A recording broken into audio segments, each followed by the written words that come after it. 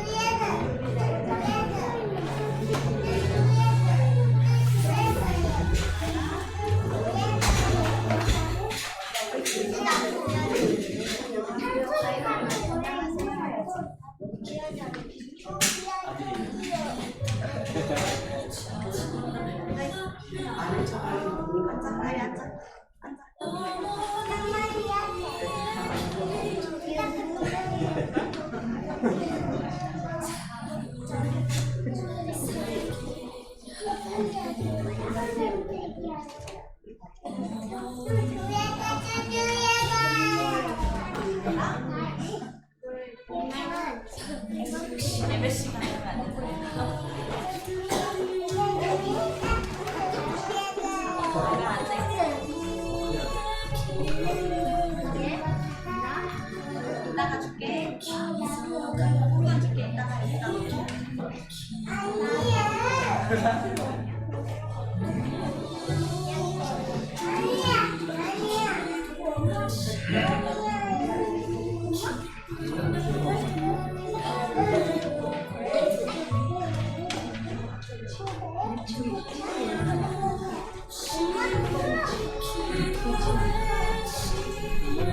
봐봐 이거를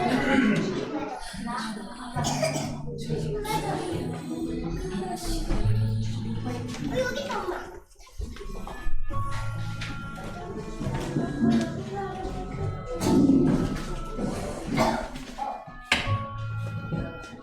엄마 여기다가 그렸어?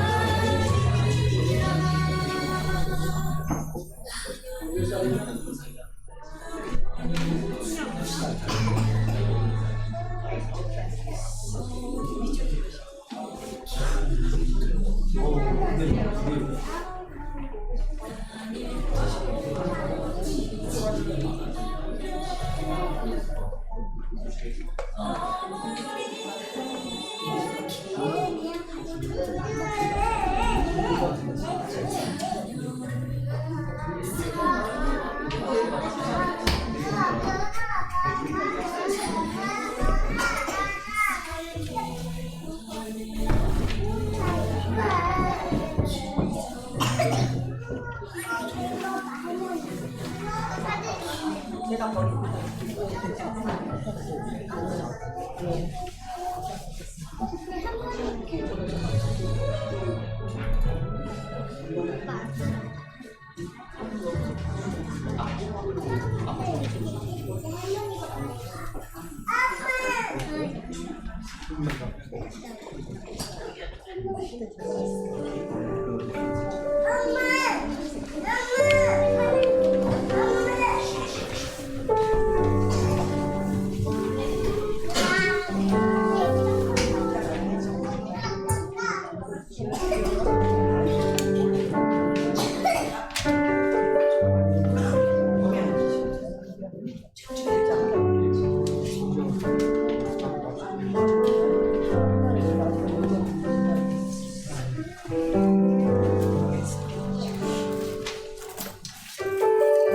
할렐루야, 아멘. 주일예배 오신 여러분들을 환영합니다.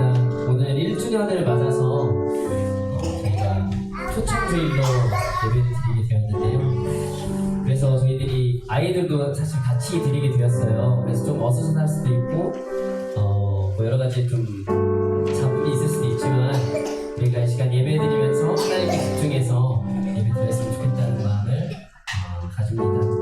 다 같이 찬양으로 일단 하나님께 영광 올려드리겠습니다.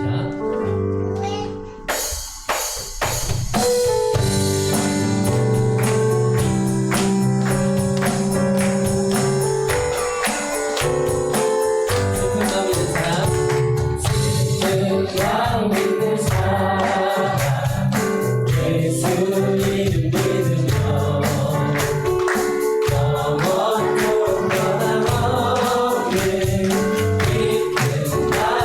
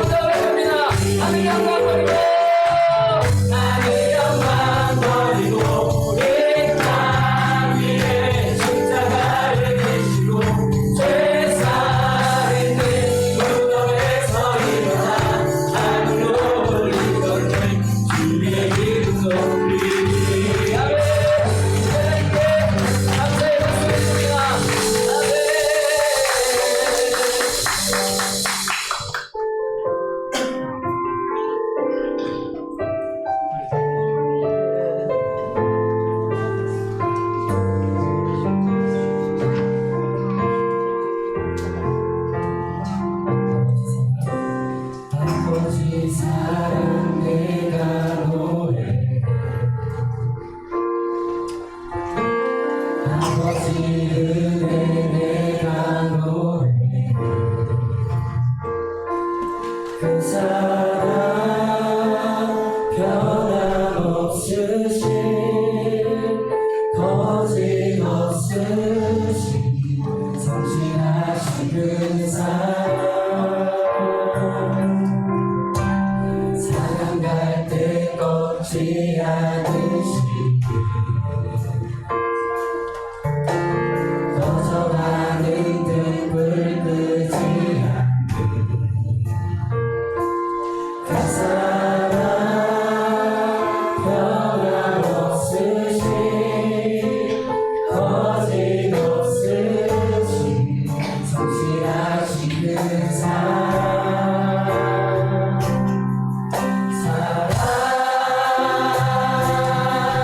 그 사랑 날 위해 주신 날 위해 다시 사신 예수 그리스도 다시 오실 그 사랑 죽음도 생명도 천사도 하늘의 어떤 권세도 끊을 수 없는 영원한 그 사랑에 우리 목소리 높여서 한 번 더 고백합니다. 아버지 사랑 내가 노래해 아버지 은혜 내가 노래해 아버지 은혜 내가 노래해 사랑 그 사랑 변함없으신 거짓없으신 성실하신 그 사랑 사랑 갈 때 꺾지 않으신 꺼져가는 등불 끄지 않는 그 사랑 그 사랑 변함없으신 거짓없으신 성실하신 그 사랑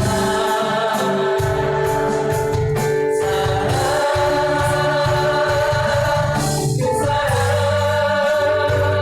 날 위해 죽으신 날 위해 다시 사신 예수 그리스도 다시 오실 그 사랑 죽음도 생명도 천사도 하늘의 어떤 권세도 끊을 수 없는 영원한 그 사랑 그 사랑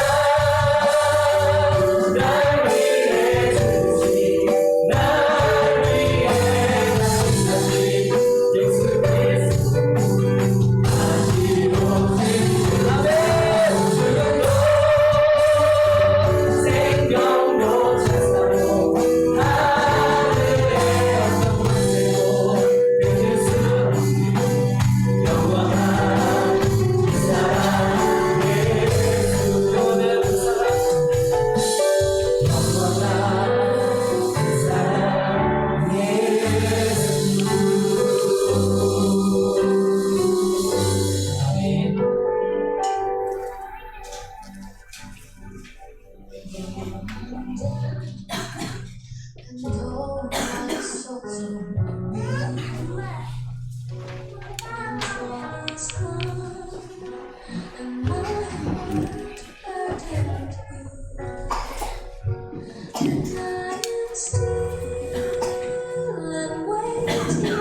In the silence till you come and sit a while with me. You raise me up so I can stand on mountains. You raise me up to walk on stormy seas. I am strong when I am on your shoulders. Raise me up to more than I can be.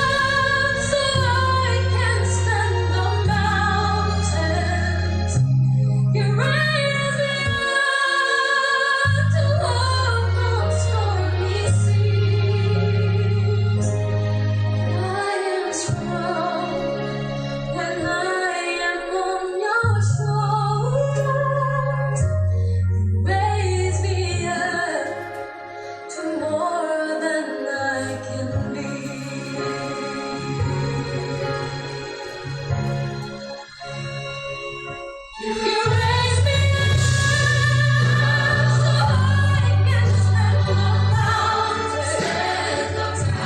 You raise me up over stormy seas. I am strong when I am on your shoulders. You raise me up to more than I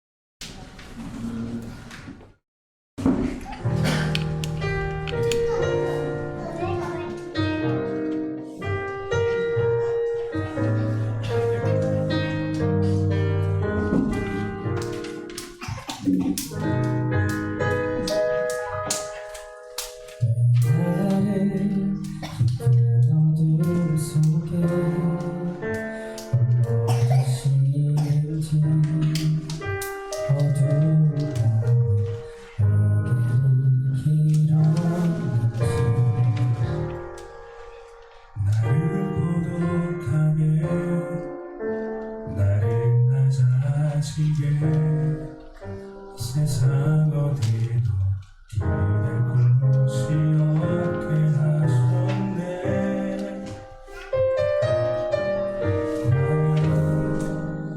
광야에 서 있네.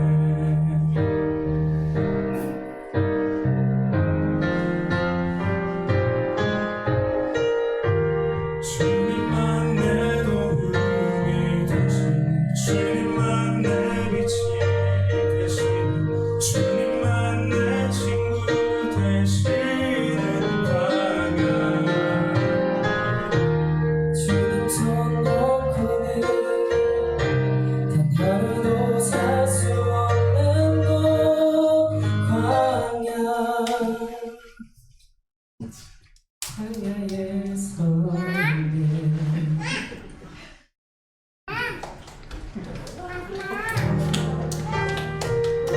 처음부터 시작했습니다.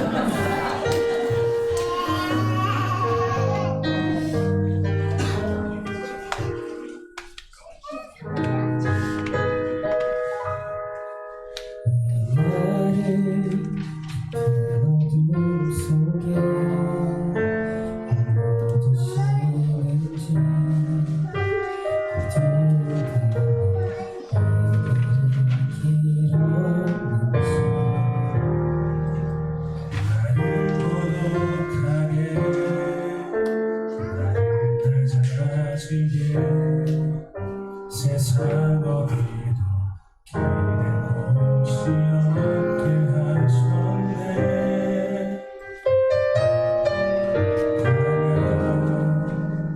광야에 서 있네.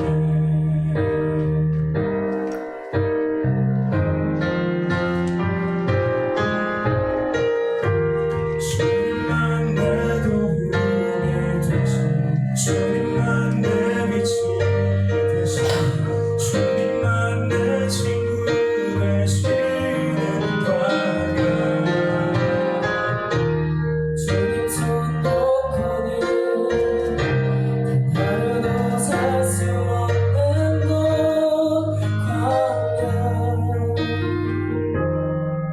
광야에 서 있네.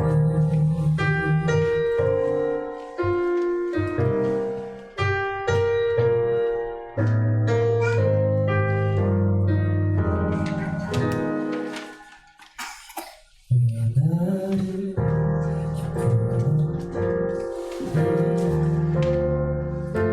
홀로 두시는지 어두운 밤에 길었는지 나를 고독하게 나를 낮아지게 세상 어디도 기댈 곳이 없게 하셨네.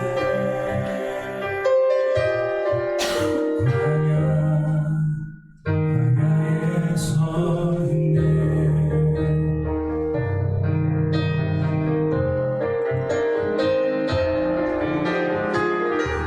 주님만 내 도움이 되신 주님만 내 빛이 되신 주님만 내 친구 되시는 광야. 주님 손 놓고는 하루도 살 수 없는 곳 광야.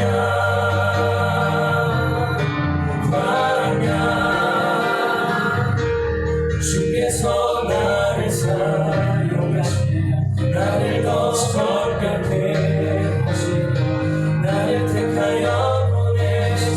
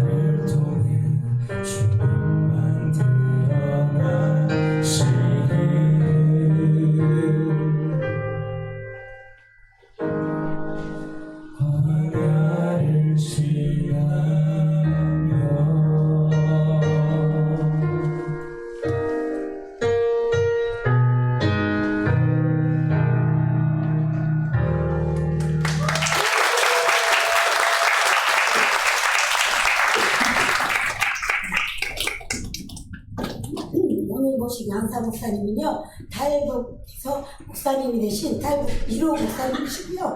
또 북한 기독교 총연합회 이사장님으로 수고하고 계세요.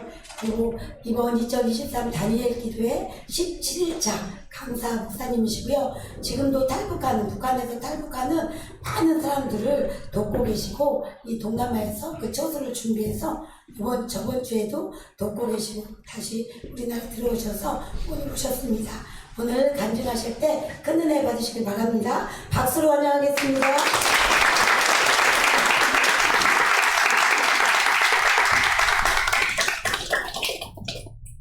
할렐루야. 축복합니다. 열린교회 1주년 하나님께서 열린교회를 크게 들어서실 줄 믿습니다. 말씀 한 구절 보고 간증을 시작하도록 하겠습니다. 열왕기하 4장 1절부터 7절의 말씀, 열왕기하 4장 1절부터 7절의 말씀입니다.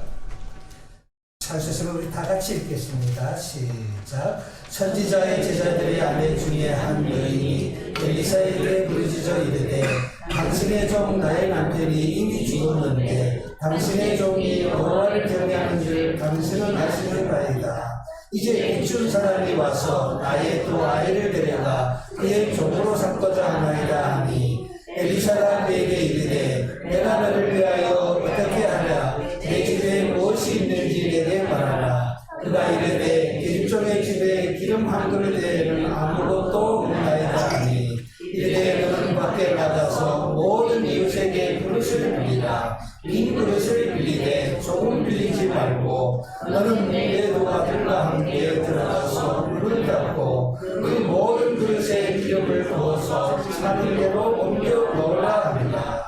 여인이 물러가서 그의 두 아들에게 함께 물을 닦은 후에 그들은 그릇을 그에게로 가져오고 그는 부었더니 그릇에 다 찬지라. 여인이 아들에게 이르되, 또 그릇을 내게로 가져오라 하니, 아들이 이르되, 다른 그릇이 없나이다 하니 기름이 곧 그쳤더라. 그 여인이 하나님의 사람에게 나아가서 말하니, 그가 이르되, 너는 가서 기름을 팔아 이실을 갚고 남은 그릇으로 너와 내 두 아들이 생활하라 하였더라. 아멘. 네, 감사합니다. 오늘 이렇게 부족한 저를 불러주신 목사님과 또 열린교회에 진심으로 감사드립니다. 저는 이제 전사님께서 말씀하신 것처럼 북한에서 살다가 우리 대한민국으로 자유를 찾아온 사람의 한 사람입니다. 탈북민이라고 했죠. 저도 탈북민의 한 사람입니다. 제가 오늘 여러분의 이 교회를 오면서 잠시 이런 생각을 해봤습니다. 제가 자유를 찾아서 이 대한민국에 왔는데, 제가 예수 믿는 사람이 아니었다면은 지금의 내 모습이 어떤 모습이었을까, 이런 생각을 잠시 하면서 여러분의 교회로 왔습니다. 우리나라에는 저처럼 북한에서 살다가 한국으로 온 3만 5천 명의 사람들이 있습니다. 이 탈북민들이 있습니다. 제가 우리 3만 5천 명의 탈북민들을 가만히 뒤에서 지켜보니까 예수 잘 믿는 사람과 믿지 않는 사람의 차이는 엄청나더라고요. 엄청납니다. 자, 이 엄청난 차이라는 것이 잘 살고 못 살고 이런 차이가 아닙니다. 예수 잘 믿는 사람과 믿지 않는 사람의 차이가 무엇인가 하면요, 예수 잘 믿는 사람들은 늘 감사하면서 산다는 것입니다. 그런데 믿지 않는 사람들은 내가 어떻게 왔는데, 내가 목숨 걸고 이 대한민국에 왔는데 왜 이 대한민국 정부에서 나를 도와주지 않는가 하면서 불평하면서 산다는 것입니다. 이게 믿는 사람과 믿지 않는 사람의 차이더라고요. 여러분, 감사하며 사는 삶을 사는 사람을 하나님이 기뻐하시는 줄 믿습니다. 저는 대한민국에 와서 나의 정체성을 확보하게 되었습니다. 여러분, 오늘 그 자리에서 여러분 자신에게 한번 질문해 보십시오. 나는 누구인가? 여러분, 나는 누구인가 하는 이 정체성은 우리는 늘 안고 살아가는 인생의 숙제입니다. 여러분이 누구인가 하는데 이 답을 얻었습니까? 우리 예수 믿는 사람들은 나는 누구인가 하는 답을 예수 믿고 얻은 줄 믿습니다. 그러나 아직도 자기가 누구인지조차도 모르고 살아가는 세상 사람들이 얼마나 많습니까? 여러분들은 그 답이 어떻게 답하겠지 모르겠지만 저는 예수 믿고 나는 누구인가 하는 이 답에 확실한 답을 이 예수 믿고 제가 얻게 된다는 것입니다. 나는 누구인가? 나는 하나님의 아들이다. 나는 하나님의 자녀다. 이것이 우리가 확실한 정체성입니다. 나는 이 정체성을 가졌기 때문에 오늘도 믿음 안에서 하나님과 함께하는 삶을 살고 있다는 것입니다. 그런데 제가 처음부터 예수 잘 믿은 사람이 아니었습니다. 저는 여러분 이 성경에 보게 되면 하나님을 부인했던 사람들이 얼마나 많습니까? 저도 처음에는 하나님을 절대적으로 부인했던 사람입니다. 저는 북한에서 살다가 온 사람입니다. 자, 북한에 있을 때는 하나님을 전혀 몰랐습니다. 알 수조차 없었습니다. 북한에서는 종교는 인민의 앞편이다. 그래서 종교는 절대로 가질 수 없는 환경에서 우리는 살아왔습니다. 여러분 제가 인민학교 때 아니 유치원 때 유치원에 가가지고 제일 먼저 배운 게 뭔지 아십니까? 여러분들은 이렇게 좋은 대한민국에서 태어나서 오늘 이 대한민국에서 자기 마음껏 신앙을 가질 수 있는 환경이 주어진 나라에서 너희들은 살고 있지 않습니까? 우리는 그런 사회에서 태어나서 그 환경에서 그런 가질 수가 없었습니다. 제가 유치원에 가서 제일 먼저 배운 게 뭐였는지 아십니까? 유치원 선생님이 우리에게 이렇게 가르칩니다. 너의 아버지, 너의 어머니는 너를 낳았을 따름이지 너를 끝까지 보호해주고 지켜주시는 분은 위대한 장군님이다. 그리고 조선노동당이다. 그래서 너는 조선노동당과 위대한 스님께 끝없이 충실한 아들, 딸이 되어야 된다. 이렇게 교육을 받았습니다. 처음에 유치원에 가니까 나는 내 아버지 어머니가 제일인 줄 알았는데 유치원에 가니까 선생님들이 그렇게 같이 가르쳤기 때문에 정체성에 혼란이 생겼습니다. 그래서 집에 가서 우리 아버지에게 조용히 물었습니다. 아버지, 오늘 유치원에 가니까 우리 선생님이 아버지 어머니는 낳았을 따름이고 나를 끝까지 지켜주고 보호해주는 분은 위대한 장군님이고 조선노동당이라는데 그리고 노동당에 끝없이 충실한 아들, 딸이 되라고 그랬는데 이게 맞습니까? 하고 물었더니 우리 아버지도 이렇게 이야기합니다. 맞다고. 선생님 말씀이 맞다는 것입니다. 우리는 너를 낳았을 따름이지 너를 끝까지 보호해주고 지켜주신 분은 위대한 장군님이다. 그래서 위대한 선생님 말씀처럼 위대한 장군님께 끝없이 충실한 아들, 딸이 되라 하는 것입니다. 우리 아버지도. 그러나 지금 이 대한민국 와서 곰곰이 생각해보니까 우리 아버지도 그렇게 말할 수밖에 없었던 그 마음을 이제 조금 이해할 수 있는 것입니다. 왜 우리 아버지도 그것이 맞다고 했을까요? 여러분, 혹 우리 아버지가 아니야, 선생님이 잘못 가르치는 거야. 아버지 어머니에게, 낳아준 아버지 어머니에게 충실한 자식이 돼야지. 왜 김일성에게 충실한 자식이 돼야 되는 거냐? 우리 아버지가 그때 제대로 가르쳤더라면은 제가 혹 그 이야기를 듣고 유치원에 가서 얘들아 우리 아버지가 말하는데 선생님 말씀이 아니래. 우리는 부모님께 끝없이 충실한 아들, 딸이 돼야 되는데 이렇게 말 실수라도 했다가 우리 온 가족이 잘못될까봐 우리 아버지도 그렇게 말할 수밖에 없었던 그 심정을 지금에나마 이해할 수 있는 것입니다. 우리는 그런 사회에서 살다가 이 대한민국으로 자유를 찾아왔습니다. 왜 대한민국에 오니까 제일만 한국 사람들이, 대한민국 사람들이 우리들은 저에게 제일만 했던 질문이 뭔지 아십니까? 왜 왔습니까?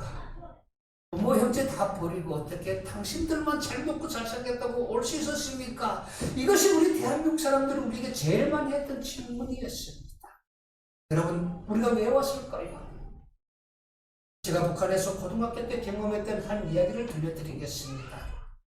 고등중학교 때 공부를 마치고 집으로 돌아가는데 우리 동네 한 가정집에 불이 났습니다. 공교롭게도 그 불 붙는 집안에는 그 집에 5살 난 아들이 나오지 못하고 살려달라고 막 응원하고 있었습니다. 사람들이, 동네 사람들이 나와서 저거서나 쟤를 빨리 구해야 되는데 그렇게 말을 하면서도 누가 들어가서 그 애를 건져내는 사람이 없습니다. 왜? 두려우니까, 무서우니까 누구도 함부로 거기에 들어가지 못하는 것입니다. 그런데 그 집주인 아버지가 허겁지겁 달려왔을 때 그 집이 무너지기 직전이었는데 근데 그 아버지는 불길 속에 몸을 던지더라고요. 저는 어린 마음에 그걸 보면서 아버지가 들어갔으니까 이제는 저 아들이 살았구나. 안도의 숨을 쉬었습니다. 그런데 여러분, 그 불길 속에 뛰어들어간 아버지가 가지고 나오는 게 뭔지 아십니까? 살려달라는 자기 아들이 아닙니다. 집안에 걸려있는 김일성, 김정일 사진입니다. 여러분, 그게 무슨 신수짠전화 되는 것처럼 그 사진을 먼저 이 옷 속에 감춰가지고 그걸 가지고 먼저 불길 속에 들어간 아버지가 그걸 구해가지고 나옵니다. 그러니까 집은 무너지고 그 아들은 불타 죽었습니다. 다 죽었습니다. 여러분, 우리 대한민국에서 만일 이런 일이 일어났다고 가정해 봅시다.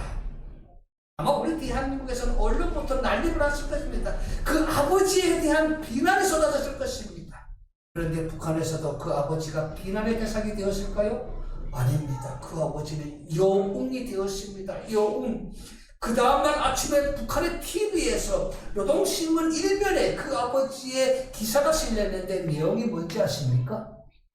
여러분, 불불른 집안에서 살려달라는 아들보다 당과 수령, 위대한 수령님께 끝없이 충실하여 위대한 수령님의 그 소상화를 먼저 가지고 나온, 그걸 구해 나온 아버지에게 북한의 최고 칭호인 공화국 영웅 칭호를 수여한다는 겁니다. 그 아버지는 영웅이 되었습니다. 여러분, 이게 북한입니다.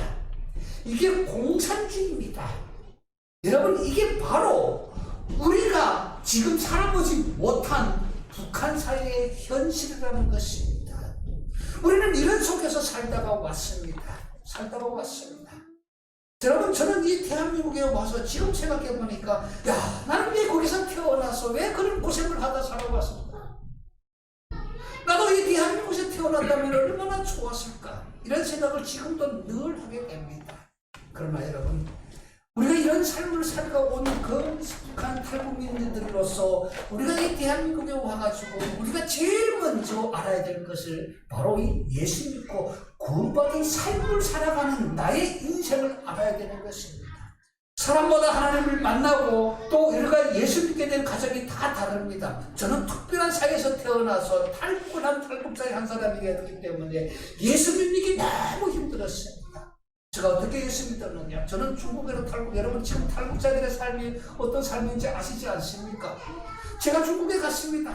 그러니까요, 북한에서 탈북해온 사람 탈북자이기 때문에 신분이 계속적으로 탈북자의 신분이기 때문에 불안한 겁니다. 잡혀갈 수도 있기 때문에 또 북한에 잡혀가게 되면은 여러분 살아갈 수가 없는 그런 환경에 놓입니다. 또 살아난다고 해도 모진 고문과 모진 고통을 또 견뎌야 됩니다. 그러니까 잡혀가지 않기 위해서는 여러분 중국으로 탈출했지만 그 사이에서 또 숨어 살아야 됩니다.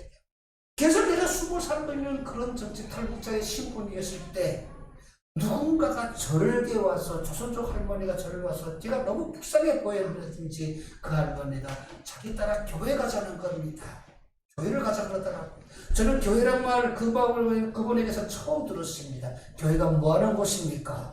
나같이 불쌍한 사람에게 밥도 지어주고 밥도 먹여주고 잠도 지어준다고 해서 기가 솔깃해서 그때 그 할머니 말에 기가 솔깃해서 같이 따라서 간 것이 심양이라는 곳에 가게 되면 서탑교회라고 있는데 그 서탑교회로 가게 됐습니다. 그런데 그 교회를 크게 알게 되는데 그게 우리 여러분 독립운동을 했던 독립운동가들이 다녔던 교회더라고요. 아주 오래된 역사적인 교회였습니다. 그때 교회를 담임했던 오해훈 목사님, 그때 나이가 60대 되는 분이었습니다. 여자분이었습니다. 그분이 저를 얼마나 따뜻하게 맞아주는지, 북한 사람이라고 그래서 특별히 저를 얼마나 사랑해 주시고 따뜻히 맞아주는지, 저를 불쌍히 여기더라고요. 그러면서 저에게 하시는 말씀, 예수를 믿어라. 그러면 너와 너의 집에 구원을 얻는다고 성경책 하나 선물로 주면서 열심히 읽어보라 그러더라고요. 이 성경책에 내가 앞으로 가야 될 길이 있고 진리가 있다고 그러시더라고요. 그래서 호기심이 갔습니다. 내가 탈북자의 신분인데 내가 앞으로 어떤 인생을 살아야 될지 길이 막막한데 이 성경, 이 책에 내 앞으로 가야 될 길이 있다고 그래가지고 호기심에 이 성경을 열심히 읽어봤습니다. 그런데 내 눈이 의심되더라고요. 여러분, 북한에 가게 되면은 북한 사람들이 누구나 배워야 되는 교과서와 같은 책이 있습니다. 어린 아이로부터 시작해서 노인들에 이르기까지 여러분 인생, 북한에서 사는 사람이면은 인생 전반을 읽어야 될 책입니다. 그게 바로 무엇인가면요, 김일성 혁명 노작이라는 책입니다. 이게 무슨 책이냐? 김일성이 태어나서 죽기까지 배든 이야기를 다 수록해 놓은 책입니다. 김일성이 말한 말을 수록해 놓은 책입니다. 여러분, 성경이 하나님의 말씀이라면은 김일성 혁명 노작은 김일성이 배든 이야기를 다 수록해 놓은 책입니다. 성경책하고 너무도 똑같습니다. 내 눈이 의심되더라고요. 아니, 이게 하나님의 말씀이야? 이게 우리 김일성 장군님의 혁명 노작 같은 책이네. 그리고 여러분이 성경에 보니까 여기에 십계명 있지 않습니까? 여러분, 그 책을 보게 되면 노동단 10대 원칙이 있습니다. 여러분, 이 글자는 다르지 내용은 다 똑같습니다. 너무도 똑같습니다. 내가 이 성경을 딱 보는 순간에 화가 나더라고요. 아니, 김일성 혁명 노작을 모방한 이런 책을 나도록 공부하라 그러느냐. 그리고 이 성경책을 들고 목사님에게 달려가서 목사님에게 이 성경책을 던지면서 따졌습니다. 목사님, 이 성경책에 내가 앞으로 가야 될 길 있고 진리가 있다고 해서 읽어봤더니 이게 우리 위대한 장군님의 혁명 노작을 모방한 책이네요. 이런 책을 나더러 공부하라 그럽니까? 나를 우습게 보는 겁니까? 그리고 목사님하고 싸우기 시작했습니다. 그때 목사님이 나를 진정시키면서 그랬던 말씀입니다. 너는 속아 살아왔다는 겁니다. 너희 김일성의 어머니 이름이 뭐냐? 우리 김일성 어머니의 이름이 강반석이지요. 내가 왜 그걸 모르겠습니까? 그러면서 그때 그 목사님이 하셨던 말씀입니다. 김일성의 어머니 강반석 이름이 강반석인데 그 김일성의 어머니는 교회 건사였다는 겁니다. 그리고 김일성도 어릴 적에 어머니 손에 이끌려서 자기 어머니가 교회에서 기도하는 것을 보면서 컸던 사람이라는 겁니다. 그런 김일성이 어머니 따라서 교회를 다니면서 이 기독교의 모든 시스템을 알아가지고 자기가 정치하는데 우리 기독교의 이 시스템을 그대로 자기 우상화에 적용을 해서 이용을 했다는 것입니다. 그래서 나도록 속았다는 것입니다. 그런데 그게 믿겨지지 않더라. 무슨 말 하는 겁니까? 당신들이 지금 우리 혁명 노작을 모방한 책이죠. 이게 지금 성경이 혁명 노작을 모방한 책이죠. 그런 목사님하고 싸우고 시작했습니다. 그리고 그때 내가 무슨 생각인지 아십니까? 야, 내가 북한에서 한 번 속았는데 또 한 번 속을 수 있다. 그리고 마음문을 꽉 닫았습니다.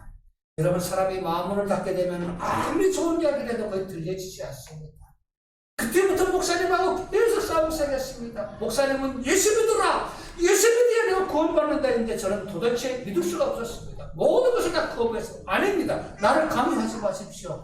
그리고 도대체 이 사람들이 어떤 사람들인가 하나하나 내가 그 사람들을 검증해보고 싶었습니다. 주일날도 예배 때 딱 뒤에 앉아가지고 그들을 가만히 살펴봤습니다. 우리가 혁명 노작을 공부했던 그 연구실에서 공부했던 사실하고 너무 똑같은 겁니다. 그리고 더 의심스러운 게 뭐였지 않습니까? 목사님께서 그때 예배 끝나고 여러분 지금 북한 동포들이 굶어 죽고 있습니다. 우리 형제들이 아닙니까? 그분들 위해서 기도합시다 하고 그들을 기도시키는데 어떤 사람들은 울면서 기도하더라고요. 눈물을 흘리면서 기도하더라고요. 그런데 저는 그걸 보면서 무슨 생각인지 아십니까? 저거 뭐라? 저게 우리 북한에 있을 때 아버지 장군님에서 울면서 장군님을 외쳤던 모습하고 뭐가 다르냐? 그것마저도 다 웃음되는 겁니다. 그리고 제가 마음을 닫아놨습니다. 아니다. 이건 아니다. 절대로 이 사람들에게 속으면 안 된다. 마음을 꽉 닫았습니다. 여러분, 모든 것이 다 의심스러운 겁니다. 그런데 그랬던 나의 마음을 하나님이 열어주셨습니다. 여러분, 우리는 절대적으로 하나님을 신뢰하고 하나님을 믿게 되면 그 하나님이 우리의 마음에서 역사하신다는 것입니다. 내가 하나님을 거부하고 마음을 닫았는데 계속적으로 하나님은 나를 움직여 주시더라고요. 자, 어떤 사건이 일어난지 아십니까? 나는 그 목사님의 집에서 밥을 먹으면서 목사님이 지어주는 잠자리에서 자면서 계속 웃으며 왜 이런 호의를 베풀까? 왜 사람들이 나에게 이런 호의를 베풀까? 거기 계속 웃음되는 겁니다. 그런데 그런 웃음을 있을 때 한 사건이 일어났습니다. 제가 목사님하고 같이 6개월 동안 목사님 해주는 밥을 먹고 교회에서 잤습니다. 탈북자의 신분에서. 얼마나 감사한 일입니까? 근데도 감사는 없었습니다. 분명히 이 사람들에게 무슨 목적이 있다. 나에게 이런 선을 베푸는 목적이 있다. 내가 이 사람들한테 쉽게 속아가면 안 된다. 그 호의를 다 받으면서도 나는 계속 의심하면서 살아왔습니다. 그때 하나님이 사건을 만들어주는 겁니다.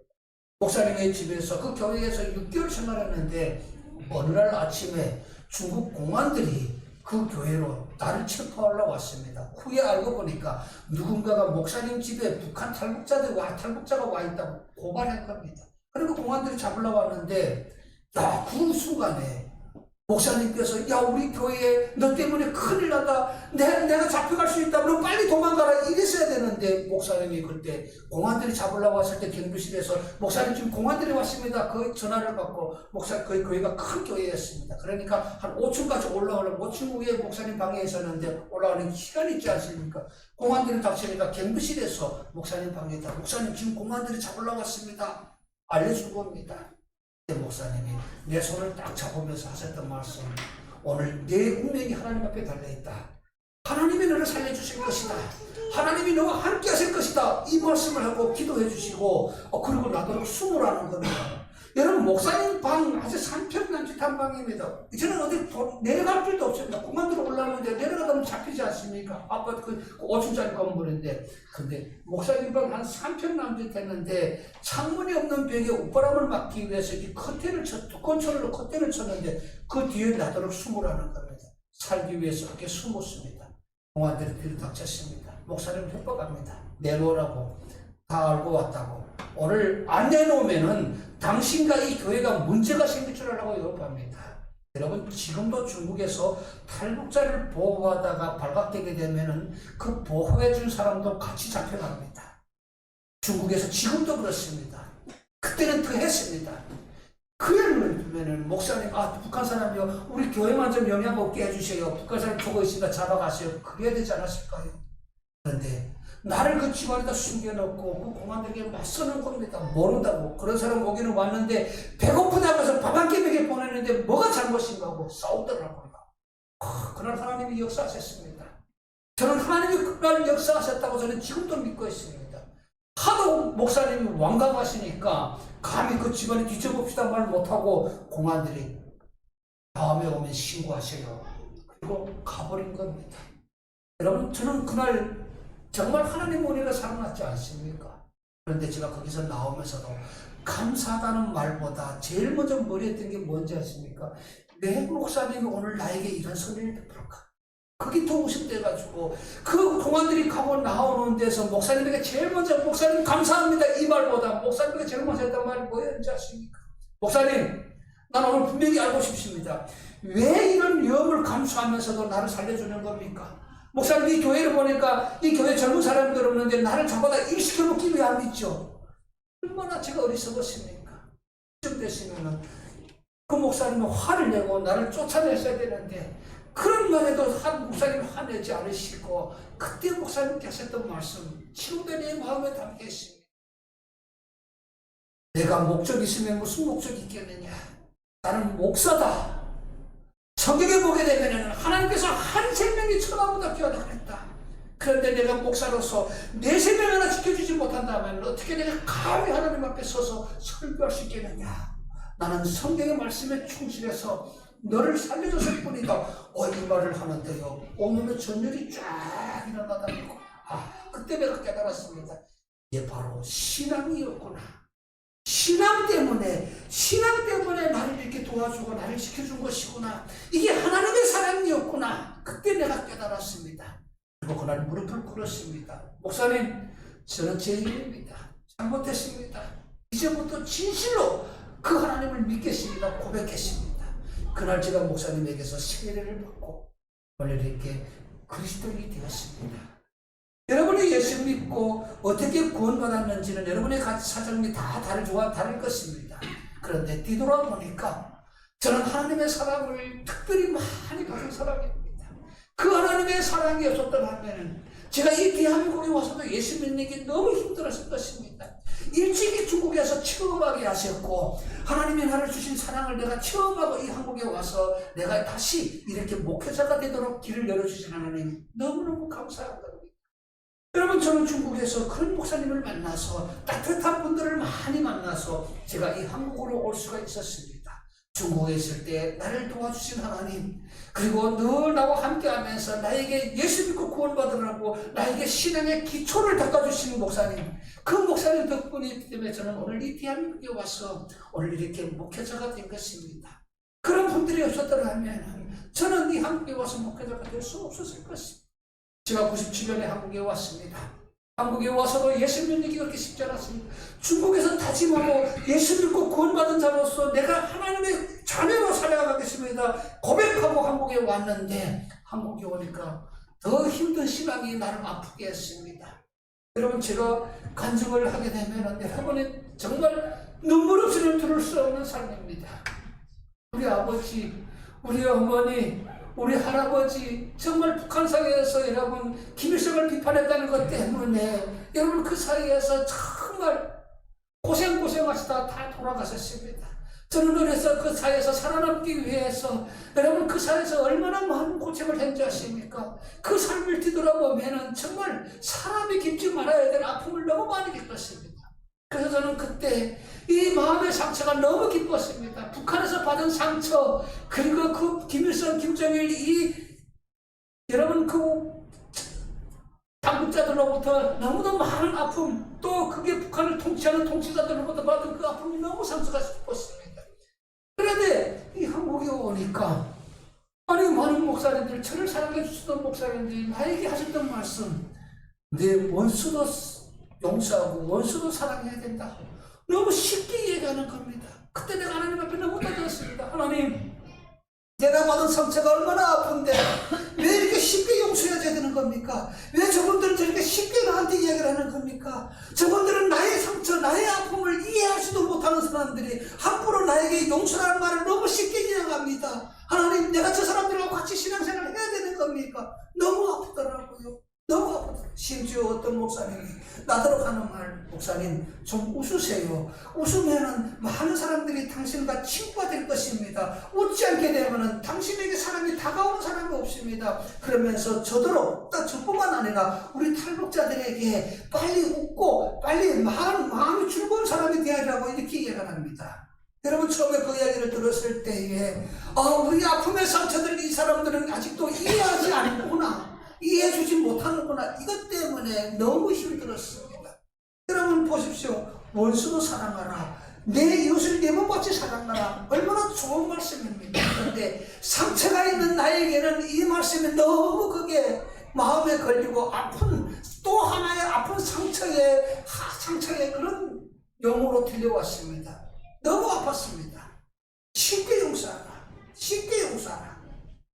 그런데 여러분의 마음에 깊은 상처가 있다고 생각해 보십시오. 그걸 용서하기가 얼마나 힘든지 아십니까? 제가 이걸 알기까지 너무도 많은 시간을 흘렸습니다. 때로는 방황도 했습니다. 하나님, 이게 뭡니까? 나는 이 아픔의 상처가 얼마나 깊은데 이걸 쉽게 용서하라는 이 사람들이 뭡니까? 그리고 제가 새벽에 따지기 시작했습니다. 여러분, 영화 미랑이라는 영화 봤습니까? 오래전 영화인데 그 미랑이라는 영화를 여러분 아마 보신 분들이 계실 겁니다. 그게 무슨 내용입니까? 서울에서 살던 한 여성이 남편이 죽고 아이를 데리고 밀양으로 가는데 그 밀양에 갔다가 가지고 하는 자기 자녀가 살해당하지 않습니까? 그런데 그가 감옥에 갔을 때 그가 그 방황 속에서 그 아픔에서 헤어나지 못할 때 예수 믿고 교회에 찾아서 전도를 받고 교회에 가가지고 잠시 마음의 평안을 내는데, 그래서 그 성도님들과 같이 감옥을 찾아갔는데 그 사람에게 자기가 용서해 주려고 찾아갔는데 그 죄인이 뭐라 그랬습니까? 나는 예수 믿고 하나님이 나를 다 구원해, 나를 하나님이 다 용서해 주셨다. 그 말에 그 여인이 얼마나 그 상처에서 다시 교회를 뛰쳐나와서 예수 믿지 않은 방황하는 그런 사람을 됐지 않습니까? 나도 그 똑같은 상황에 놓였습니다. 여러분, 아픔의 상처가 우리가 너무도 컸기 때문에 그 처음에 용서라는 말이 그게 쉽게 흉어가 되지 않더라고요. 아마 여러분 이 자리에도 마음의 상처가 깊은 사람들이실 겁니다. 사람으로부터 받은 상처, 또 부모로부터 받은 상처, 사회로부터 상처, 여러분 얼마나 많은 상처들이 있습니까? 그런데 그 상처가 쉽게 내려놔집니까? 그것 때문에 한동안 저는 너무 힘들었습니다. 그런데 어느 날 예수님께서 나를 위해서 돌아가셨다고 하는 그 사실 앞에 또 예수님께서도 십자가에 못 박았어요. 돌아가시면서도 나의 십자가에 못 박은 저를 용서해 주십시오 하고 하나님 아버지께 구하는 그 모습을 보면서 내가 이렇게 큰 사랑을 받으면서도 내 안에 있는 상처부터 내가 용서하지 못한 죄인이었구나 하는 것을 알게 되었습니다. 여러분 신경에 보게 되면 요셉이 나오지 않습니까? 요셉도 그 아픔의 상처가 얼마나 많았겠습니까? 형제들로 받은 상처, 또 사회로 받은 냉대, 그리고 또 모함을 받아서 감옥까지 갔을 때 죽고 싶었을 것입니다. 그러나 그 마음에 온유한 마음, 그게 어디에서 생겼을까요? 그 요셉을 보면서 나도 온유한 자가 되어야 되겠다. 그리고 내 마음에 아픔의 상처가 있다고 해서 내 마음에 악을 가지고 사는 것이 아니라 내가 모든 것을 다 내려놓고 정말 하나님의 사람으로서 하나님의 아들로서 내가 거룩한 삶을 살아야 되겠다 이 결심을 하게 되니까 마음에 차가운 분량이 오더라고요. 거기에서 내가 하나님은 살아계신 하나님이라는 것을 알게 되었습니다. 여러분 요셉이 형제들을 만났을 때에 형제들이 들어오셨을 때 그 요셉이 뭐라고 했습니까? 당신들이 나를 팔은 것이 아니라 하나님께서 우리 가족을 살리기 위해서 당신들 먼저 나를 저 애굽으로 보냈습니다. 와, 이런 위대한 말. 여러분 이런 위대한 신앙이 어디에서 오는 것일까요? 진실한 믿음에서 오는 것이 아닐까요? 나는 예수 믿고 그때 내가 깨달았습니다. 내 이 마음의 상처부터 치유돼야 되겠다.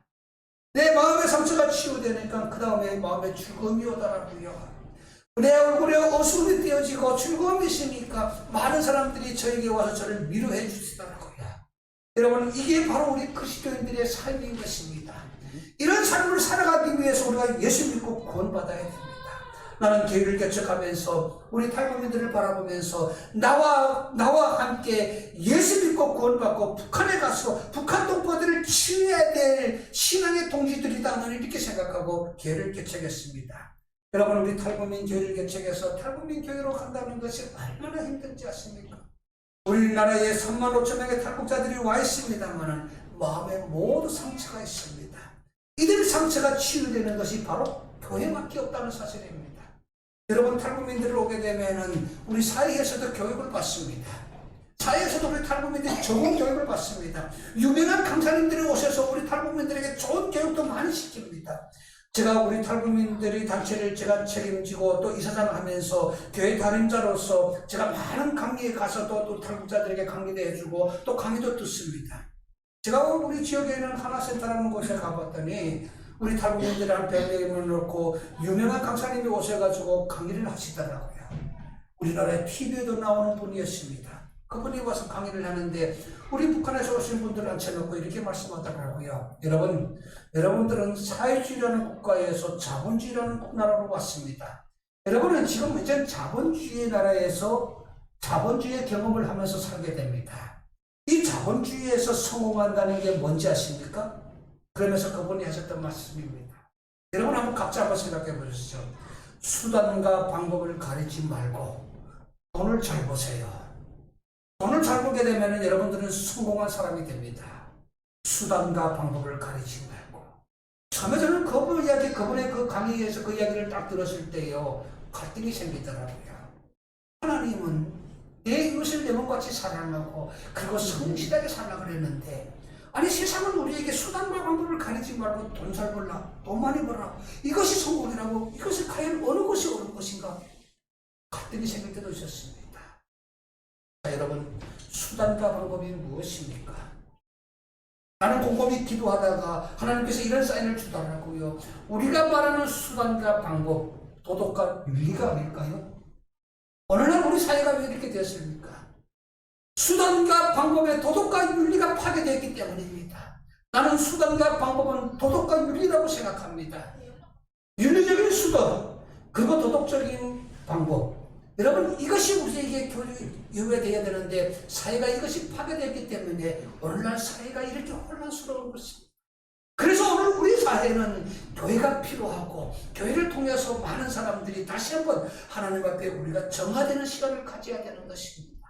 여러분 우리 민족, 여러분 우리 이 대한민국이라고 하는 우리 민족, 우리 이 민족성을 우리는 오늘 한번 생각해 봤으면 좋겠습니다.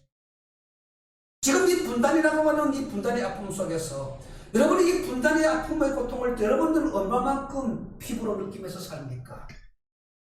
여러분, 우리나라에 온 탈북민들만큼 이 분단의 아픔, 이것을 느끼면서 사는 사람들이 없을 것입니다.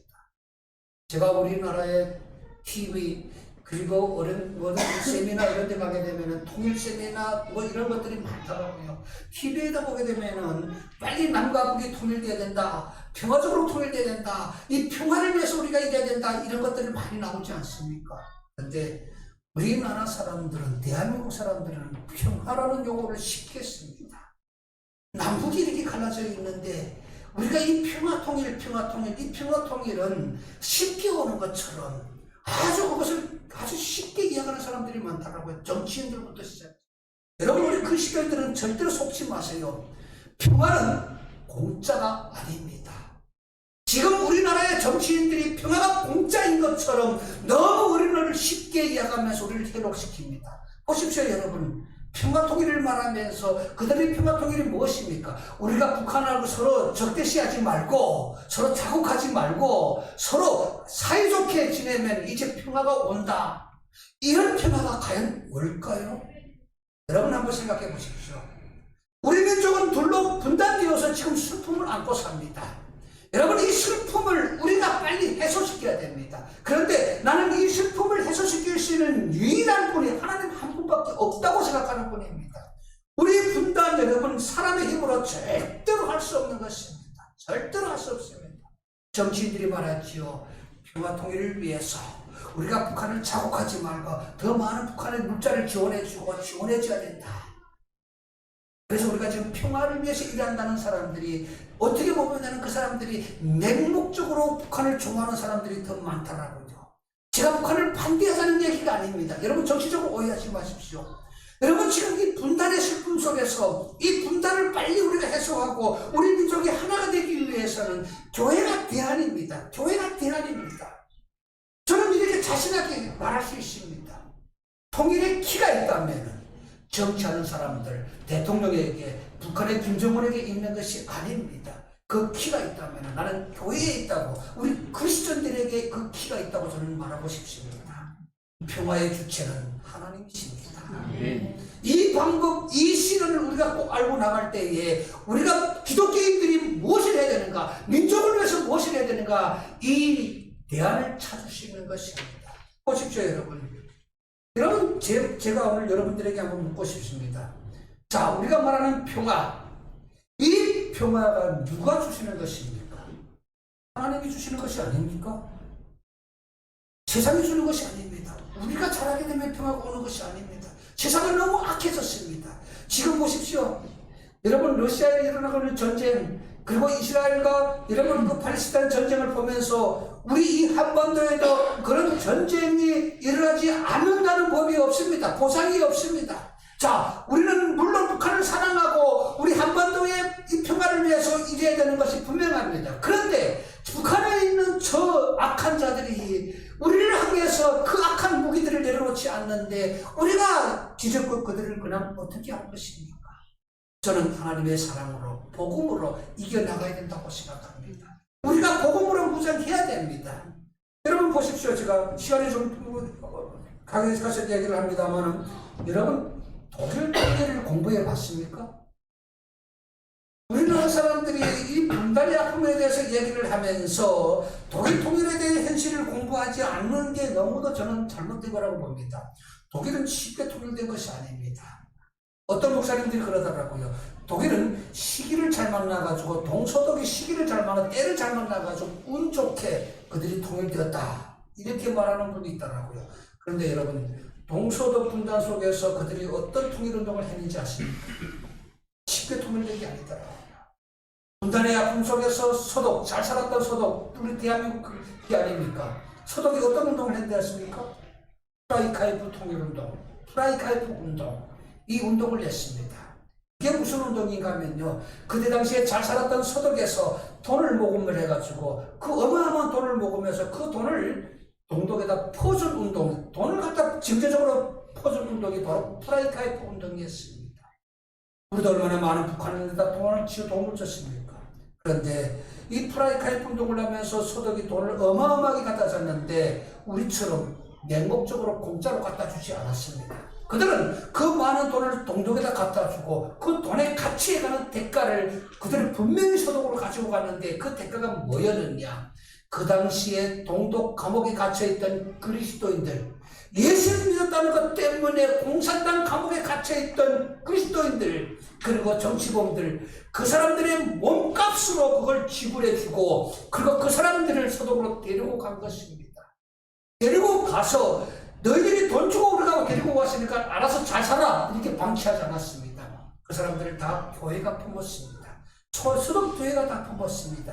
제가 인터넷 자료를 찾아서 보니까 그때 당시에 돈을 주고 소독이 그들에게 돈을 지불하고 데리고 간 사람들의 숫자가 아이러하게도 지금 우리나라에 들어와 있는 탈북자 숫자로 딱 맞먹습니다.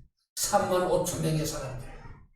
그 많은 사람들이 몸값을 지불해주고 그들을 소독으로 데리고 가서 우리가 돈으로 너희들이 데리고 왔으니까 알아서 이제 잘 사세요 이렇게 방치하지 않고 그들을 교회가 다 품었다는 것입니다. 교회가 품고 그들을 구원시켰습니다. 교회를 통해 가지고 구원받은 탈동독인들이 예수 믿고 그들이 알아본 것이 뭐였는지 아십니까? 아, 정치가 우리를 자유케 하는 줄 알았는데 정치가 우리를 자유케 하는 것이 아니라 그리스도의 진리가 우리를 자유케 하는구나. 이걸 성경 연수에서 알게 된 것입니다. 진리, 그리스도의 진리, 복음의 진리가 우리를 자유케 하는구나. 이 비밀을 알고 그들이 다양한 비밀 루트를 통해 가지고 복음을 동독에다가 넣기 시작했습니다. 자기 가족들에게. 자기 가족을 전도하기가 얼마나 쉽습니까? 남은 전도는 못해도 이 탈동독인들이 다 35,000명이나 되는 사람들이 자기 가족들에게 이 복음을 전하기 시작했습니다. 그때 그 가족들이 탈동독인들로부터 받은 그 복음을 통해서 그들의 이 마음에서 자유에 대한 열망이 막 끌어번지기 시작했습니다. 이때 어떤 사건이 일어났습니까? 여러분, 동독에서 그들에게 자유를 억압하고 그리고 공산당이 생기면서 그들을 억압하다 보니까 서방 언론에서 그들을 계속 비판했지 않습니까? 자유를 억압한다고. 그러니까 이 동독의 지도자가 쇼를 하기 위해서, 정치 쇼를 하기 위해서 서방 언론을 불러들여가지고 TV 앞에 나와가지고 쇼를 한 것입니다. 이제부터 우리도 여행의 자유를 허용할 것입니다. 이 말 한마디를 잘못했는데 그때 동별인 사람들 중심으로 돼가지고 자유다 하고 일어난 것입니다. 자, 일어날 때 그 사람들은 맨손으로 일어났습니까? 아닙니다.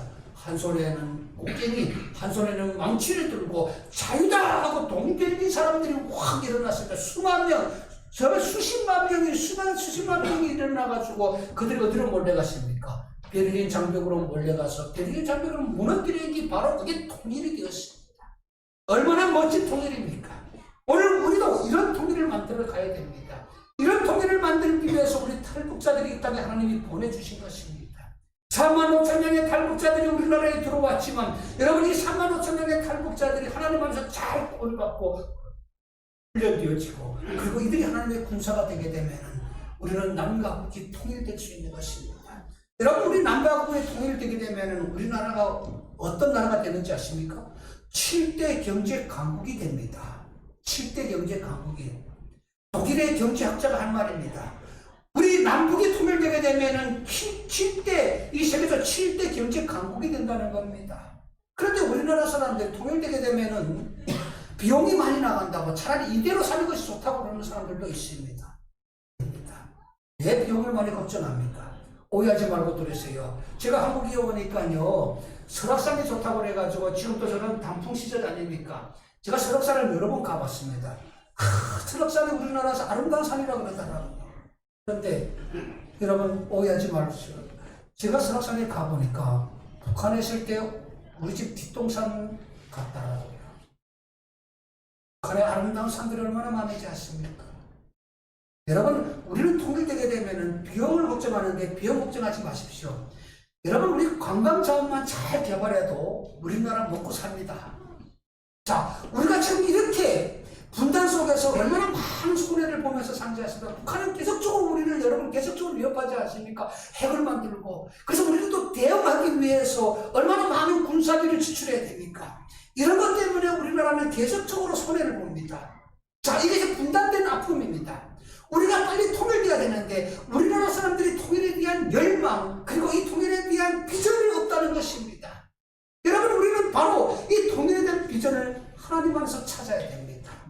여러분이 하나님 안에서 찾게 되면 하나님은 우리나라를 제2의 이스라엘 민족처럼 우리를 쓰실 줄로 저는 확신합니다.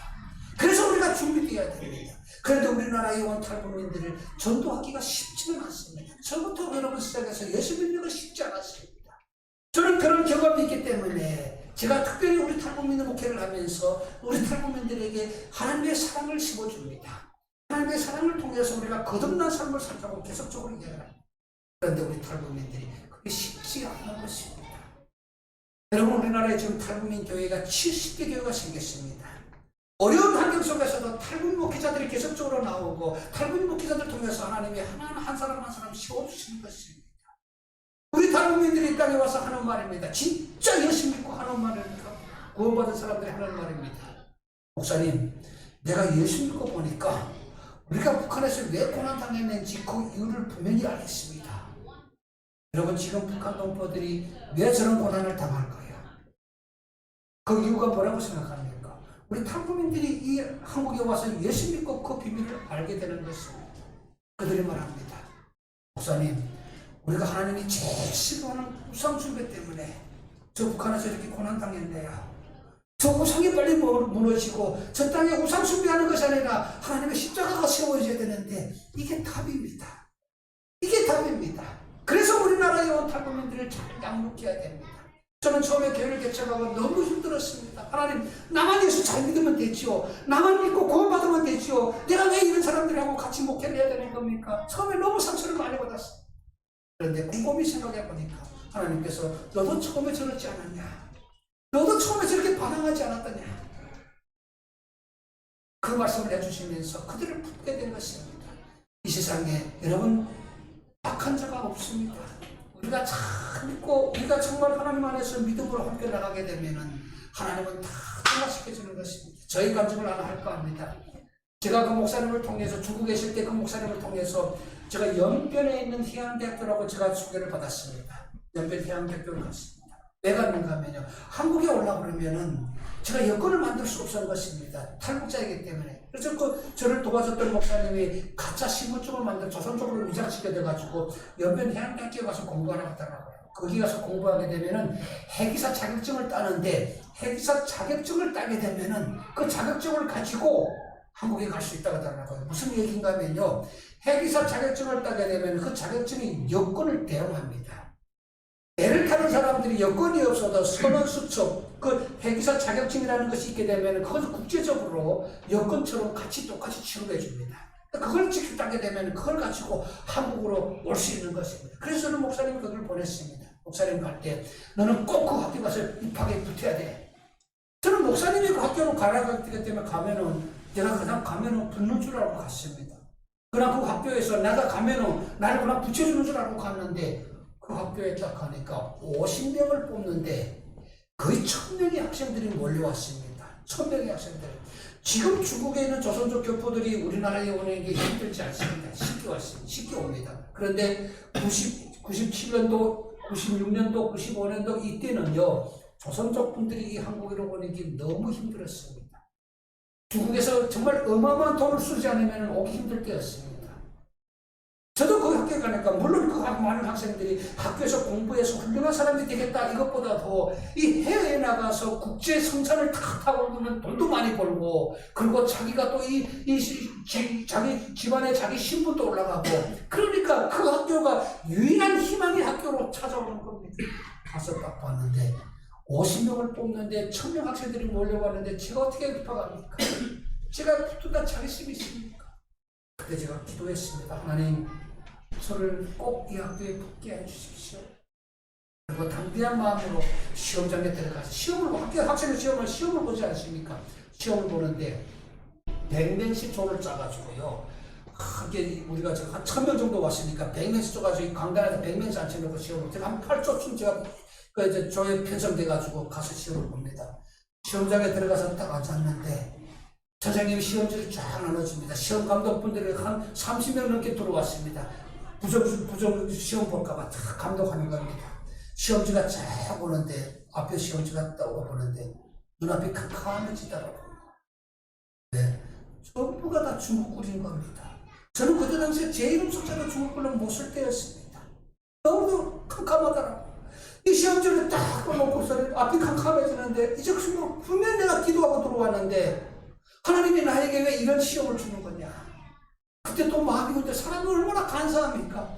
이제 금방까지 하나님 정말 사랑합니다. 하나님 저는 하나님과 함께 하겠습니다. 이렇게 다짐했는데 그 시험에서 들어오는데 그 시험을 딱 보는 순간에 마음에 갈등이 생겨. 하나님 정말이실까? 하나님 있다면 왜 이런 시험을 치게 줄지? 갈등이 막 생기는 겁니다. 그때 나는 목사님의 말씀에 오직 하나님 한 분을 바라보면서 살아라. 담대한 마음을 가져라. 그러니까 하나님이 너와 함께 하시다가 그 말씀이 탁 귀에 전지 들어와가지고 다시 손을 묶고 기도했습니다. 하나님 오늘 이 시험을 좀 치르게 해주십시오. 저는 이 학교에 꼭 붙어야 되겠습니다. 이제 어디 갈 곳도 없습니다. 진짜 하나님 살아계시는 분이라고 그랬는데 하나님 이 학교에 좀 입학시켜 주십시오. 입학시켜 줘야지 내가 한국에도 갈 수 있다는데 하나님 진짜 살아계신 분이 아닙니까? 하나님 좀 해주십시오. 막 기도했는데 어떤 역사가 일어나는지 아십니까? 여러분 우리가 하나님을 멀리하기 때문에 우리 안에서 기적이 일어나지 않습니다. 여러분 우리가 아픔의 상처가 있을 때에도 오직 그 상처를 내려놓고 하나님과 함께하게 되면 하나님 우리를 지켜주십니다. 기도했더니 어떤 사건이 일어나 여러분 기적 같은 일이 일어납니다. 그 시험 감독하시는 분 중에 한 분이 저를 와가지고 등을 때려서 읽으시오는 기도하는데 저 읽으시오는 겁니다. 딱 쳐다보더니 앞에 있는 시험지를 제 얼굴에 던지면서 당장 나가라고 내쫓더라고요.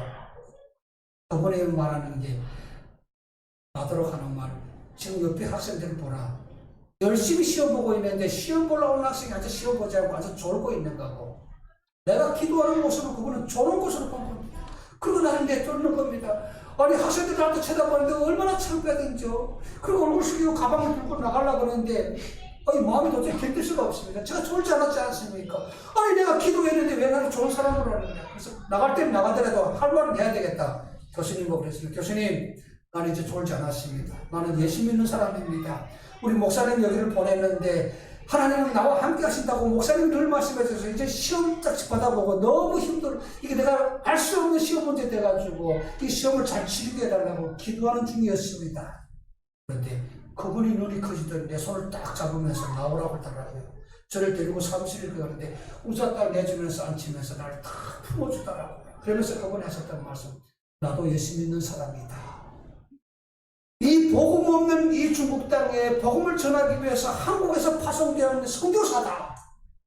그분 이름이 바로 강호빈 교수님이었습니다. 여러분 지금 교회가 선결교회지요. 그분이 선결교회에서 파송받은 교수님이었습니다. 선교사님이었습니다. 그분하고 만남을 했었어요. 그분이 그때 말씀하셨다고 오늘 하나님이 너와 함께 하셨다. 하나님이 너와 나와 이렇게 만남을 주셨다. 내가 이 학교의 학생과장이다. 내가 하나님의 이름으로 너를 이 학교에 입학시켜 주겠다. 그래서 제가 그 학교에 입학을 했습니다. 어떻게 이런 은혜를 받을 수 있습니까? 예수 믿지 않았더라면 내가 하나님 앞에 기도하지 않았더라면 이런 기적이 일어날 수 있겠습니까? 나는 그래서 그날 하나님의 은혜로 그 교수님을 만나고 그 선교사님을 만나서 그 학교에 입학해서 그 교수님의 도움으로 제가 공부했으면 얼마나 했겠습니까? 그 교수님의 도움으로 그 학교에서 자격증을 따고 그 자격증을 가지고 우리 한국으로 오게 된 것입니다. 하나님은 오늘도 우리와 함께 하십니다. 여러분 제가 오늘 이 본문 여러분들에게 왜 이 말씀을 본문으로 여러분들에게 저와 같이 이 말씀을 보신지 아십니까? 여러분이 성경에 보게 되면은 이름 없는 여인들이 몇몇 나옵니다. 성경에 위대한 사람들도 많이 있습니다. 나라를 통치하셨던 통치자들도 있고 여러분 이 성경에 보게 되면은 바울처럼 선지자로서 또 이렇게 아주 자기 인생을 생각하는 이름 있고 위대한 사람들도 있습니다. 그러나 이 이름도 없는 한 여인의 이런 받은 은혜를 우리는 깊이 묵상해 봐야 됩니다. 우리가 다 이름 없는 사람이지만 우리 안에서 역사하시는 하나님이 오늘도 동일하게 우리와 함께 하시는 사실을 여러분 인정하시길 바랍니다. 오늘 보십시오. 이 여인이 오늘 고백합니다. 남편이 죽었습니다. 남편이 죽은 것도 서러운데 남편이 빚을 준 사람이 그러니까 빚을 준 준 사람이 오늘 찾아와서 이 여인에게 말합니다. 너의 남편의 빚을 졌으니까 그 빚값으로 너의 두 아들을 데리고 가겠다. 종으로 데리고 가겠다는 겁니다. 이 여인이 절망이 아니었을까요? 오늘 이 여인이 절망이었습니다. 자, 제가 한번 이 말씀 앞에 이렇게 생각했습니다. 야, 나 같았으면은, 만일 내라면은, 나는 그 빚준 사람에게 찾아가서 그 집 문 앞에 가서 밤새면서 매일같이 한 번만 용서해 주시오, 한 번만 용서해 주시오, 이랬을 것입니다. 그런데 이 여인이 오늘 이 절망의 순간에, 이 절망 앞에 그 여인이 그 빚준 사람을 찾아간 것이 아니라 누굴 찾아갔다고 그랬습니까? 엘리사를 찾아갔다고 그랬습니다. 요즘 말로 말하게 되면은 교회로 먼저 왔고 목사님과 전도사님을 먼저 만나서 지금 이렇게 자기 고백을 하는 겁니다. 엘리사가 말합니다. 너희 집에 무엇이 있느냐? 무엇이 있느냐? 우리 집에 무엇이 있겠습니까? 기름 한 조기밖에 없습니다. 그 기름을 가지고 오라. 그리고 동네 다니면서 빈 그릇을 많이 빌려라. 적게 빌리지 말고 많이 빌리라고 그랬습니다. 그리고 너희 집에 골방에서 문을 닫아 걸고 그 안에서 그 그릇에 기름을 부으라고 그랬습니다. 근데 여기서 또 제가 여기도 왜 문을 닫으라고 했을까? 이렇게 받는 축복을 문을 한짝 열고 동네 사람들 한번 보십시오. 우리가 이렇게 복을 받습니다. 자랑할 만도 하는데 문을 꼭 닫아 클럽을 했습니다. 저는 이 의미를 이렇게 해석했습니다. 아, 내가 받은 신앙의 모든 은혜가 자랑이 아니구나. 더 겸손해지라고 하는 하나님의 은혜이구나. 이렇게 해석했습니다. 오늘 이렇게 문을 뚫어도 구방을 물성했더니 그 그릇에 기름이 차도록 넘쳐났습니다. 이게 하나님의 은혜입니다. 우리가 다 이런 하나님의 은혜를 받았지 않습니까? 이 하나님의 은혜 받은 우리들이 하나님 앞에 더 겸손히 서나가야 돼요. 여러분, 지금 북한 동포들이 얼마나 지금 고통 속에 있는지 아십니까? 여러분들은 대한민국에서 태어난 것을 감사하게 생각하십시오. 그리고 오늘도 이렇게 예배 드릴 수 있는 것이 하나님의 축복이고 은혜인 걸 여러분 생각해 보십시오. 예배 드리고 싶어도 드리지 못하는 사람들이 있습니다. 북한 동포들입니다. 제가 지난주에 우리 동남아 처소, 우리 탈북민 보호 처소에 갔습니다. 참 4명의 사람들이 와서 보호받습니다. 참 그분들의 감정을 들으면서 나는 복받은 사람이구나. 내가 하나님의 은혜를 너무 많이 받았구나 하는 것을 체험하게 됐습니다. 우리 북기총회에는 전 목사님들하고 몇 번이 가가지고 가는데 한 여인이 이런 고백을 합니다. 이런 고백을 합니다. 우리 집 처소에 19살의 여성이 와 있는데 그 여인이 우리를 보면서 하는 말입니다. 목사님, 얼마나 좋겠습니까? 우리는 언제면 대한민국에 갈 수 있겠는지 그게 아직 길이 보이지 않습니다. 때로는 난 죽고 싶습니다. 그러면서 자기 인생을 고백하더라고요. 그 여성이 17살에 중국으로 팔려온 겁니다. 여러분, 지금 탈북 여성들이 중국으로 팔려간다는 게 중국 사람들이 총 들고 칼 들고 가서 북한에서 이렇게 납치해가는 게 아닙니다. 사람 못 살 세상이 되다 보니까 북한에는 중국하고 내통하는 브로커들이 생겨난 겁니다. 그 브로커가 어느 날 자기 집에 와서 자기 아버지 어머니를 유혹하더랍니다. 너네 집에 다 앉아 가서 굶어 죽을 거야? 너네 딸 갖다가 뭐 할 거냐? 딸 갖다가 딸 하나 중국에 팔아. 그러면 너네 집안은 먹고 살 수 있어. 이렇게 유혹하다라는 겁니다. 그런데 아버지 어머니가 어떻게 딸을 팝니까? 그 아버지 어머니가 우리는 절대로 우리 딸 중국을 안 보내. 그리고 그 브로커를 쫓아냈다는 겁니다. 근데 그 딸이 그걸 보고 자기가 희생하면 우리 집안을 살릴 수 있겠구나 이걸 생각하고 부모 몰래 그 자기 동네에 있는 브로커 찾아가서 내가 자기 집에서 중국에 가겠습니다. 돈 좀 주시오. 받은 돈이 우리나라 돈 20만 원 될까 말까 하는 돈을 받아가지고 그리고 편지를 써놓고 그 책상 위에다 그 돈과 함께 편지 써놓고 중국으로 간 거. 아버지 어머니, 내가 중국 가서 돈 많이 벌고 오겠습니다. 우리 집 하나 살리겠습니다. 아버지 어머니 용서해 주십시오. 내가 중국으로 갑니다. 용서해 주십시오. 이렇게 편지를 써놓고 그 돈과 함께 책상에 놓고 그 브로커를 따라서 중국에 갔는데 중국에 가니까 자기 아버지보다 나이가 더 많은 사람이 자기를 샀다고 데리고 농촌으로 데리고 갔답니다. 가보니까 그 집에는 남자만 서리 사는 집이랍니다.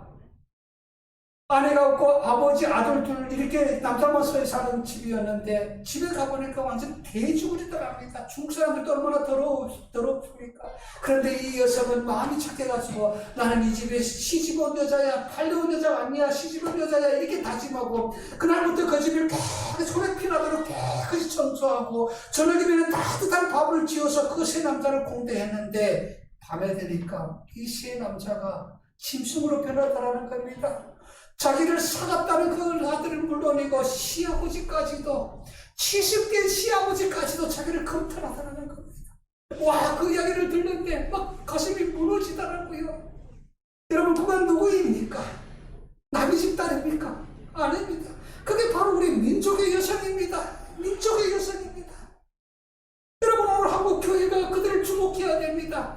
우리가 통일이 무엇입니까? 김정은하고 같이 우리가 우두기 않는 게, 김정은이 우리나라 왔다 갔다 하는 게 그게 통일입니까? 아닙니다. 우리가 말하는 통일은 그들을 살리는 게 통일입니다. 하나님이 원하는 통일은 그 북한 동포들을 살리는 통일이 되어야 됩니다. 그런데 우리는 지금 그들을 중요하게 여기지 않습니다. 여러분, 한국 돈 300만 원 지금은 좀 올라가지고 300만 원이면은 그 중국에 있는 탈북 여성 하나 우리나라로 데리고 올 수 있는, 우리는 아직 그런 데 관심이 없습니다. 제가 감리교 목사입니다. 강화문에 가게 되면 우리 감리교 본부가 있어서 강화문에 갔는데, 어느 날 강화문에서 여러 사람들이 모여가지고 한 50명의 사람들인가 이렇게 모여가지고 시위를 하고 있더라고요. 제가 무슨 시위를 하고 있는가 거기 가서 봤는데 위안부를 위한 시위더라고요. 일제시대의 위안부들을 위한 시위더라고요. 뒤에서 용서하고 드렸어요. 여러분, 정치적으로 오해하지 마시기를 바랍니다. 제가 그 뒤에서 그걸 가만히 듣고 있으면서 무슨 생각 들었는지 아십니까? 지금 오늘날 이 시대에 위안부가 탈북의 손들이 있대. 우리 북한의 여성들이 저 중국으로 팔려가는데 지금 이게 위안부가 아닙니까? 그런데 왜 그들은 위안부들을 위해서 저렇게 목소리를 낸다는 사람들이 탈북의 손들에 대해서는 한마디도 하지 않더라고요. 그들에 대해서는 관심도 없더라고요. 또 그들은 또 특별히 김정은을 좋아하더라고요. 북한 동포들을 그들을 위해서 울어주고 울어줘야 될 사람들, 그들보다도 그들은 이상하게도 김정은을 좋아하더라고요. 이런 현실 앞에 우리들의 마음이 더 무너지는 겁니다. 우리도 마음이 무너지는데 하나님은 얼마나 마음이 아플까요? 우리 그리스도인들이 그들을 살려야 됩니다. 그들을 위해서 일어나야 됩니다. 나는 이 열린 교회가, 여러분, 우리가 그 북한 동포들을 살리기 위해서 기도하는 교회가 되기를 바랍니다. 우리 민족 앞에 쓰임받는 열린 교회가 되기를 바랍니다. 오늘 여러분의 교회는 반드시 하나님이 그 사명을 하라고 여자리에다가 이 교회를 세워준 줄로 믿습니다. 우리나라 희망은 바로 교회에 있습니다. 길이 있습니다. 길이 없다고요? 우리에게 소망이 없다고요? 아닙니다. 소망이 있습니다. 교회에 소망이 있습니다.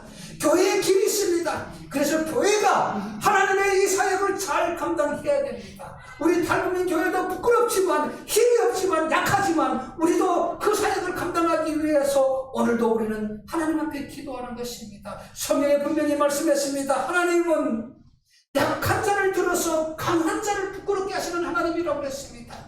오늘 우리는 약합니다. 힘없이 약한 자들입니다. 그러나 하나님은 우리를 동일하게 우리를 사랑하시고 우리에게 은혜 주신 하나님이신 줄 믿으시기 바랍니다. 오늘 이 한 여인이 이름도 없는 이 한 여인이 그 절망 앞에서 여러분 엘리사를 찾아가서 엘리사에게서도 그 받은 그 은혜대로 했더니 하나님의 복된 은혜를 이렇게 받고 네가 오늘 살아난 것이 아니겠습니까? 마지막 말씀을 보십시오. 오늘 그 여인에게 한 말입니다. 이 기름을 팔아서 빚을 갚고 너와 너 두 아들이 생활하리라.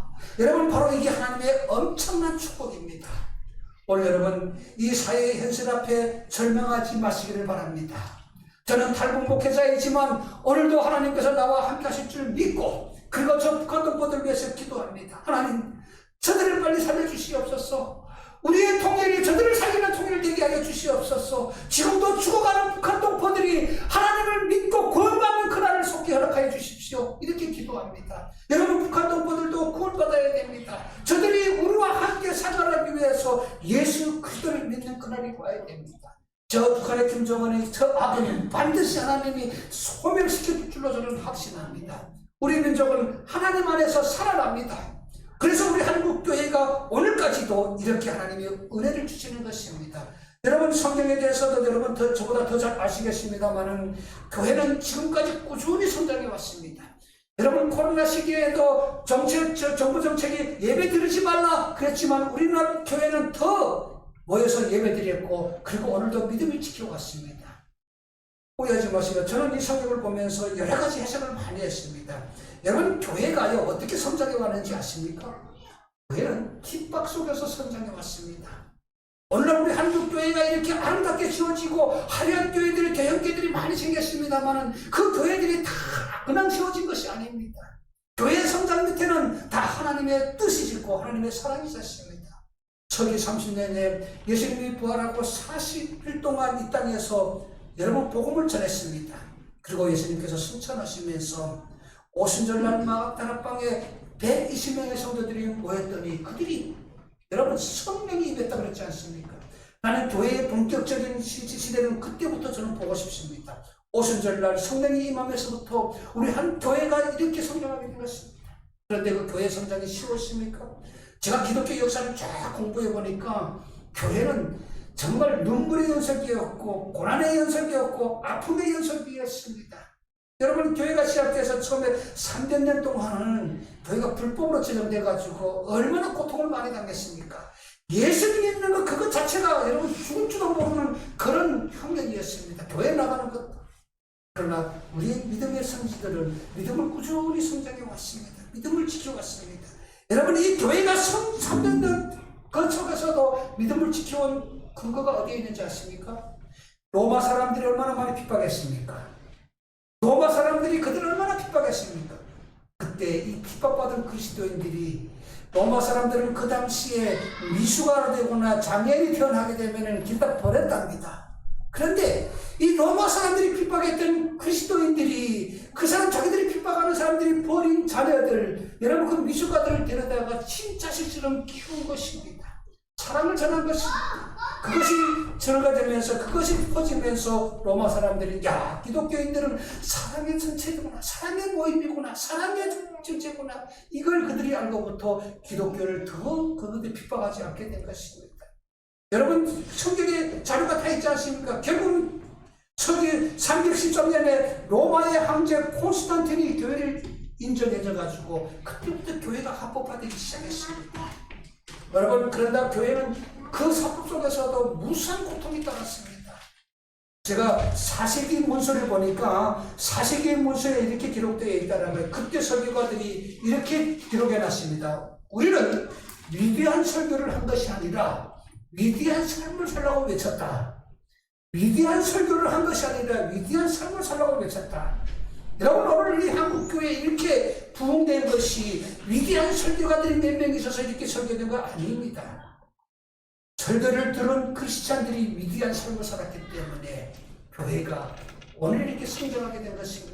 저는 이 열린교회도 전도사님의 위대한 삶을 살자고 하는 이 설교를 통해서 여러분들이 위대한 삶을 살아서 이 열린교회가 하나님이 쓰시는 교회가 될 줄로 믿습니다. 성장할 줄로 믿습니다. 통일되면은 여러분들이 저 북한 땅에 가서 북한 동포들에게 복음을 전하는 열린교회가 될 줄로 확신합니다. 여러분 말씀을 마칠까 합니다. 오늘 저는 탈북자의 목회자의 한 사람으로서 여러분의 교회에 와서 설교하고 올라갑니다. 그러나 여러분 이 교회는 하나님께서 세우신 목적이 있다고 생각합니다.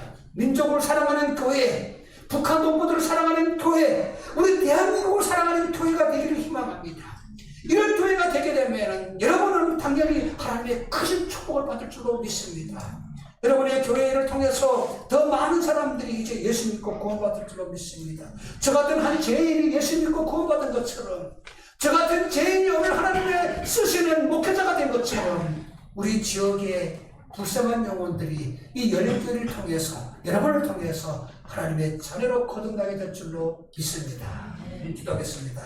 좋으신 하나님 아버지 오늘 이 열린교회 1주년이 되는 날입니다. 하나님 이 1주년 동안 열린교회가 수많은 고난과 시련이 있은 줄로 믿습니다.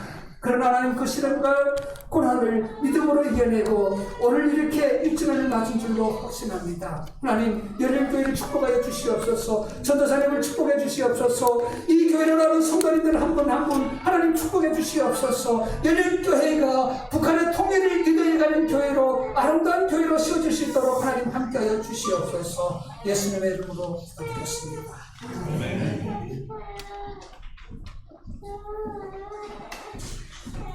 간증해 주신 목사님께 다시 한번 박수를 감사합니다.